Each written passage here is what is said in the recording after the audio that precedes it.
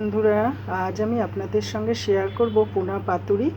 দেখুন, আমি নিয়ে নিয়েছি পোনা মাছটা, আর এই দিকে রয়েছে লেজ, মাথা, মাছের ডিম। এগুলো দিয়ে আমি একটা অন্য প্রিপারেশান করব।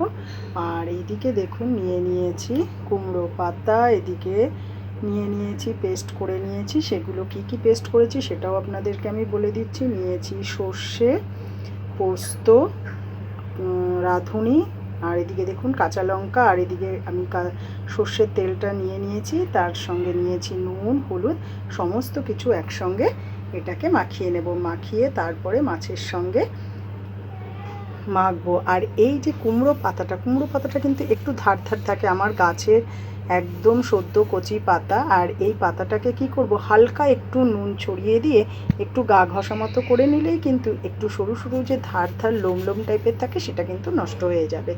তারপর আমি কিভাবে আবার পাতুরিটা বসাচ্ছি সেটা আপনাদের সঙ্গে শেয়ার করব। আর এই যে দেখুন এখানে যে পেস্টটা করেছি পুরো মাছের মধ্যে লাগবে না, এই পেস্টটা দিয়েই কিন্তু আমি এই রান্নাটা করে ফেলবো। এখন আমি মশলা দিয়ে মাছটাকে সুন্দর করে মাখিয়ে নিয়ে পাতাতে দিয়ে দিয়েছি। আর এই যে দেখুন একটু নুন দিয়েছি বলে পাতাটা দেখে বুঝতেই পারছেন একদম ল্যাকপ্যাকে হয়ে গেছে। আর আরেকটা সুবিধা কি বলুন তো, এই যে পাতাতে যে নুনটা লাগলো, পাতাতেও কিন্তু বেশ একটা নুন নুন ভাব হয়ে গেল। আমি মাছগুলোকে এইভাবে সুন্দর করে সাজিয়ে নিয়েছি। এবার আমি সুতো দিয়ে বেঁধে বসাবো। প্যানে আমি তেলটাও দিয়ে দিয়েছি। এইবার আমি যে মাছগুলোকে বেঁধে ফেলেছি এগুলো সুন্দরভাবে সাজিয়ে আমি ঢাকা দিয়ে দেব।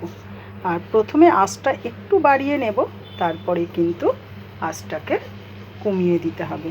এবার আমি ঢাকা দিয়ে দিলাম।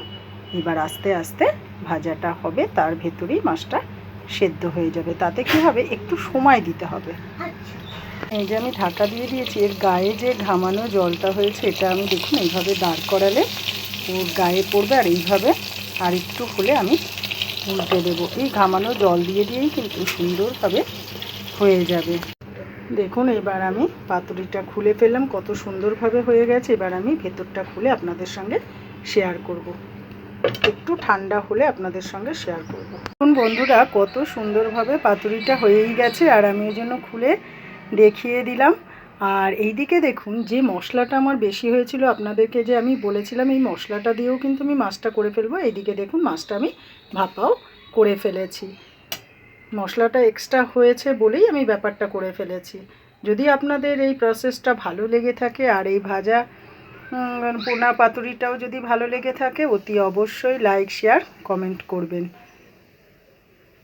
আর যদি আপনারা ইউটিউব থেকে ইউটিউব চ্যানেলটা যদি ফলো করেন তাহলে কিন্তু রেসিপিটার জন্য আপনারা অতি অবশ্যই কিন্তু সাবস্ক্রাইব করে দেবেন।